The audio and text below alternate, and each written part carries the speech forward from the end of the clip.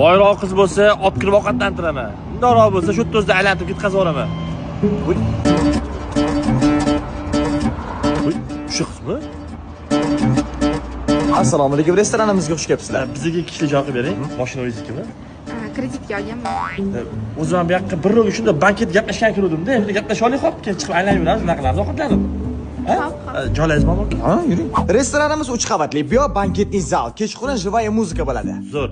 Bir 20-30 kishi bo'lib kelamiz, hop. Ha, xolasiz podvolda kabinkalarimiz bor. Bo'ldi, aytaveraman kunni. Ketdim ko'chaga. Voy, как раз ko'chaga chiqsak, bankka o'tib kelardik. Mashinamni oxirgi oyini to'lab yuboraman.